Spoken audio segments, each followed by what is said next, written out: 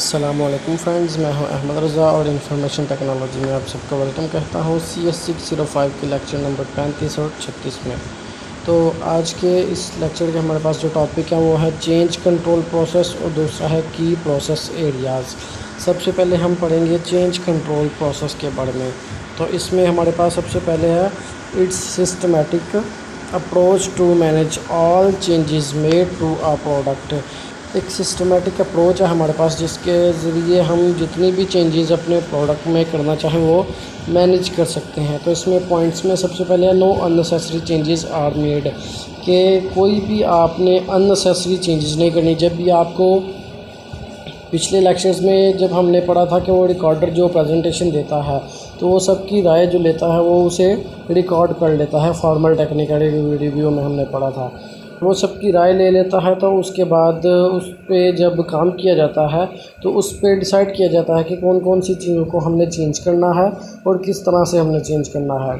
तो उसमें सबसे पहले ये देखा जाता है कि नो अननेसेसरी चेंज, मतलब कि किसी भी अननेसेसरी चीज़ को हमने नहीं छेड़ना है कि जिसकी हमें ज़रूरत नहीं है और उसमें हम चेंजिंग करने लग जाएं। ऐसा नहीं करना है। बिल्कुल मखसूस हिस्से को हमने पकड़ना है और उसको डिबगिंग करके या उसमें चेंजिंग करके दोबारा से वहीं उसे हमने सेव कर देना है। उसके बाद ऑल चेंजेस आर डॉक्यूमेंटेड, जितनी भी आपने चेंजेस करनी है उसका आपने अपने पास रिकॉर्ड रखना है कि कौन सी चीज़ है, कौन सा हिस्सा है, कौन सा फेज़ है, पहले किस तरह था, अब इसमें चेंजिंग करके हमने किस तरह कैसे बना दिया है। इसका ओवरऑल रिकॉर्ड जो है वो आपके पास होना लाजमी है। उसके बाद services are not unnecessary disrupted, ऐसी सर्विसेज जो डिस्टर्ब नहीं हो रही हैं आपके दूसरी चेंजेस की वजह से, तो उनको आपने बिल्कुल नहीं छेड़ना है कि जिनका कोई मकसद ही नहीं है। यहाँ पे सिर्फ आपने मखसूस हिस्से को ही पकड़ के चेंज करना है और उनको ही आपने ठीक करके दोबारा प्रोग्राम में एंटर करना है। उसके बाद रिसोर्सेज आर यूज्ड एफिशिएंसी, आपके जितने भी रिसोर्सेज हैं आपने इनको टेस्ट करके फिर ही अपने प्रोग्राम में आगे चलाना है। उनकी यूनिट टेस्टिंग करके, होल टेस्टिंग करके, उनको डिबगिंग करके। तो जब आपका रिसोर्सेज जो हैं जितने भी वो आपकी हर इनपुट की बिल्कुल ठीक तरह से आउटपुट दे रहे हैं, कंट्रोल बिल्कुल ठीक है, उनका मैनेजेबल है, तो ही आपने वो रिसोर्सेज जो है वो अपने प्रोग्राम में एंटर करने हैं। ये हमारे पास है चेंज कंट्रोल प्रोसेस। इसमें हमारे पास कुछ स्टेप्स हैं। अगर हमने कुछ भी चेंज करना हो तो सबसे पहले चेंज रिक्वेस्ट फ्रॉम यूज़र्स की तरफ से हमें एक रिक्वेस्ट आती है। उसके बाद डिवेलपर इवेलुएट्स, फिर डिवेलपर को जिसने ये चेंज करनी है किया उसे इवेलुएट किया जाता है। चेंज रिपोर्ट इज़ जनरेटेड, जो भी रिपोर्ट हमने चेंज करनी है उसे पहले जनरेट किया जाता है कि ये पहले किस तरह है, अब इसमें क्या चेंजिंग करनी है और बाद में ये किस तरह की हमें नज़र आएगी। उसके बाद ये प्रोसेस जाएगा चेंज कंट्रोल अथॉरिटी यानी कि CCA के पास, जिसने ये डिसीजन लेना होता है कि इसको हमने चेंज करना है नहीं। अगर इसको रिजेक्ट करना हो तो फिर तो ये डायरेक्टली चेंज रिक्वेस्ट को डिनाइड कर देंगे और यूज़र को सिर्फ़ और सिर्फ इन्फॉर्म कर देंगे कि ये चेंज जो है वो या तो मैनेजेबल नहीं है या ठीक नहीं है, इसको हम चेंज नहीं कर सकते। और अगर चेंज करना है तो सबसे पहले request is cued for action, बाकी रिक्वेस्टेड भी आई होती हैं, तो इसलिए ये नंबर वाइज रिक्वेस्टेड जो है वो उन पे काम किया जाता है। इसको क्यू में यानी कि लाइन में लगा दिया जाता है। Engineering change order ECO generated, engineers के जो ऑर्डर हैं वो जनरेट किए जाते हैं। उसके बाद चेंज कंट्रोल का जो प्रोसेस है वो स्टार्ट किया जाता है। उसमें सबसे पहले है असाइनिंग पीपल टू SCI, इसमें सबसे पहले पीपल को असाइन किया जाता है। उसके बाद चेक आउट SCI, उसके बाद आपने अपने सॉफ्टवेयर को चेक करना है, जिस हिस्से में कोई प्रॉब्लम है उसको आपने चेक आउट करके तो उसको डिबगिंग करना है। मेक द चेंज, जो भी चेंजिंग करनी है वो आप चेंज कीजिए। उसके बाद रिव्यू, आपने जब चेंजिंग कर ली तो उसे दोबारा से यूनिट टेस्टिंग करके उसे डिबगिंग करके चेक करेंगे कि क्या हमने जो चेंजिंग किए हैं वो बिल्कुल परफेक्ट हैं या नहीं, अभी कोई एरर वगैरह है या नहीं। उसके बाद चेक इन SCI को हमने दोबारा से अब चेक इन कर देना है।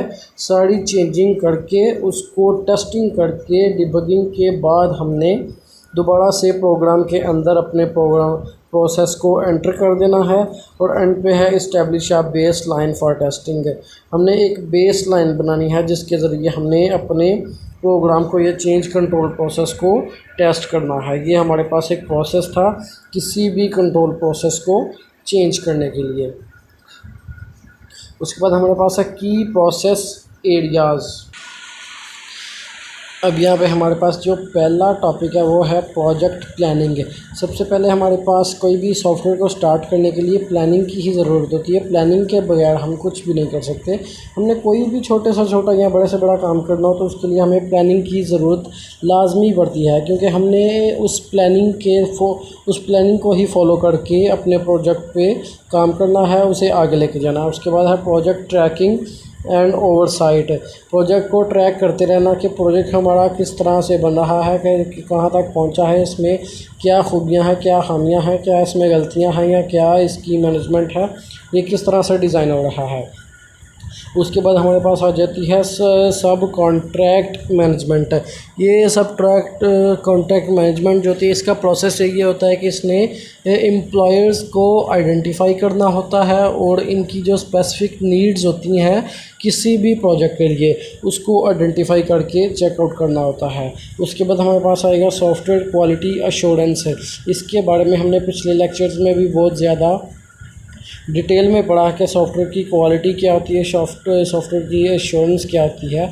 उसके बाद सॉफ्टवेयर कॉन्फ़िगरेशन मैनेजमेंट, ये भी क्वालिटी एश्योरेंस में ही आएगी। उसके बाद रिक्वायरमेंट मैनेजमेंट में आएगा कि हमारे सॉफ्टवेयर की जो रिक्वायरमेंट्स थी जो हमें प्रोड्यूसर की तरफ से मिली या जो हमारा क्लाइंट है उसकी तरफ से हमें जो रिक्वायरमेंट्स मिली हैं उसकी मैनेजमेंट कैसी है, उसकी हमने स्पेसिफिकेशन कैसी की है, और ये ओवरऑल चीज़ें आपने देखनी होती हैं। ये एक साइकिल होती है, ये यहाँ से प्रोजेक्ट स्टार्ट होगा एंड तक जाते हुए दोबारा से लाइफ साइकिल चल के प्लानिंग पे आएगी। अगर किसी किस्म की भी कोई हमने चेंजिंग करनी है तो रिक्वायरमेंट से दोबारा प्लानिंग पे आएगी। प्रोजेक्ट प्लानिंग के बाद दोबारा यही प्रोसेस स्टार्ट होगा और फिर दोबारा चेक किया जाएगा कि हमारा प्रोग्राम ठीक है या नहीं, हमारी इनपुट जो है वो आउटपुट हमें बिल्कुल फुलफ़िल कर रही है या नहीं। अगर कोई भी चेंजिंग रिक्वायर्ड है तो दोबारा से हम यही प्रोसेस इस्तेमाल करेंगे, वापस प्लानिंग में जाएंगे और यही जो प्रोसेस है वो दोबारा से दोहराएंगे। Requirements management KPA goals. KPA हमारे पास की प्रोसेस एरियाज़ हैं जो हमने पीछे पढ़े हैं, वही सारे का सारा इसमें रूल फॉलो किया जाएगा। तो यहाँ पे हमारे पास है software requirements are control to establish a base line for software engineering and management.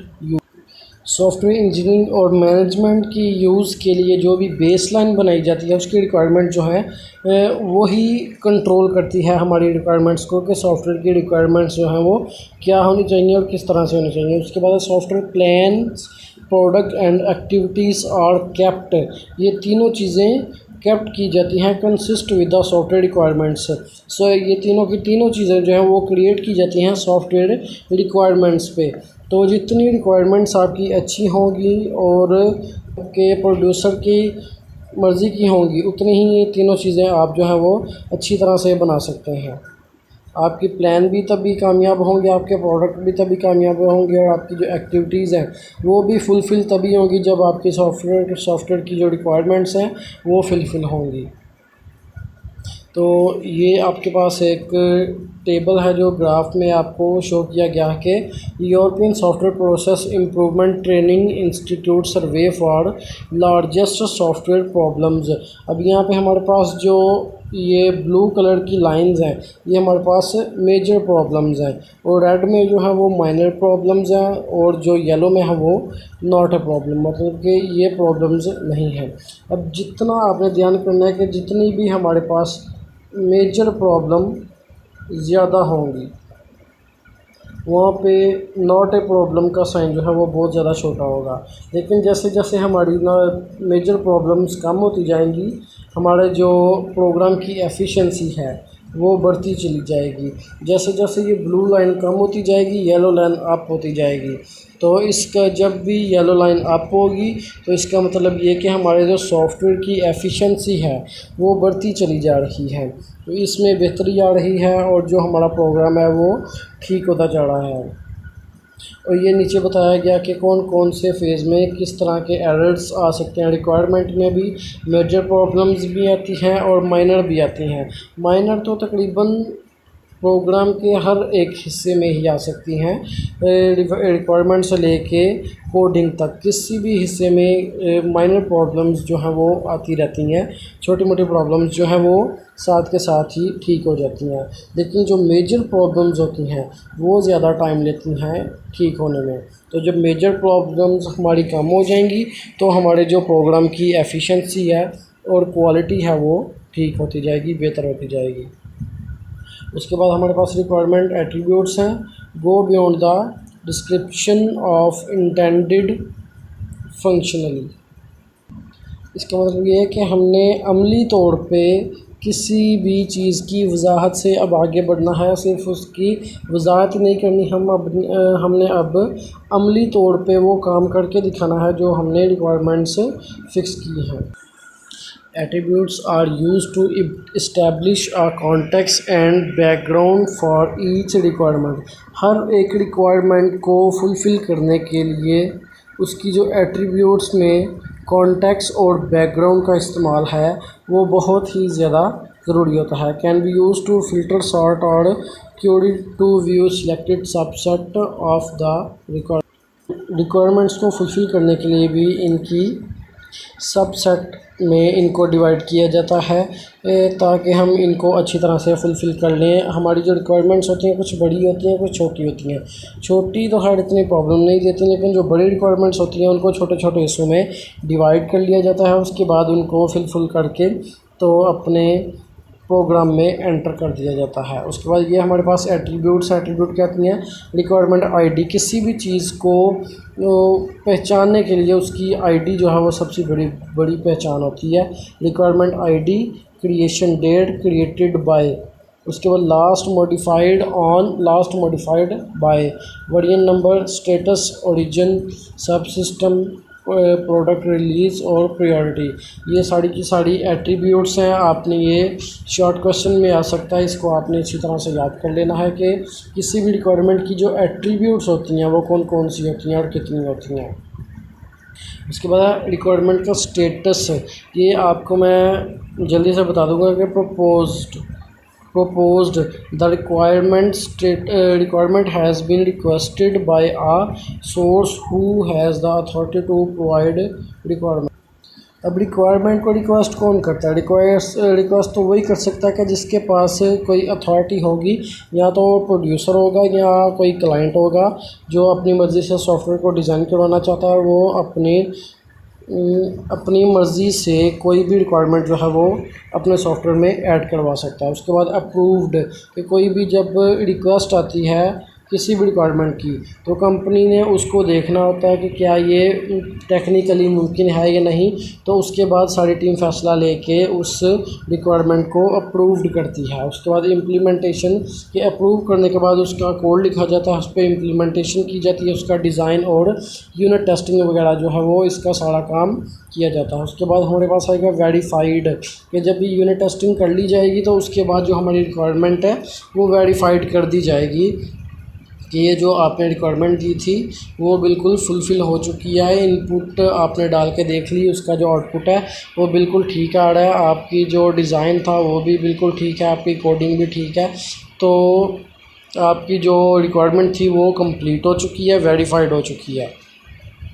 उसके बाद एंड पे आएगा डिलीटेड, कि जो आपने पहले रिक्वायरमेंट दी थी इसके अगेंस्ट आपने अब चेंजिंग करवाई है या न्यू कोई भी रखी है, तो जो पुरानी हमारे पास होगी उसे हम डिलीट कर देंगे, ज़ाया कर देंगे। तो ये हमारे पास रिक्वायरमेंट के 5 स्टेटस थे। सबसे पहले प्रपोज्ड, यानी अथॉरिटी जिसके पास होगी वो ही रिक्वेस्ट कर सकता है। उसके बाद एक्सेप्टेड या अप्रूव्ड, उसके बाद हमने इम्प्लीमेंटेशन करनी है उस पर, उसके बाद हमने टेस्टिंग के बाद आके वेरीफाई करना है, वेरीफाई, और पुरानी को हमने डिलीट कर देना है। तो आज के इस लेक्चर का अख्ताम हो चुका है। अगर आपको ये वीडियो अच्छी लगे उसे लाइक कीजिए, सब्सक्राइब कीजिए और अपने दोस्तों के साथ शेयर भी कीजिए। हमें अपने दुआओं में याद रखिए। अल्लाह हाफ़िज़।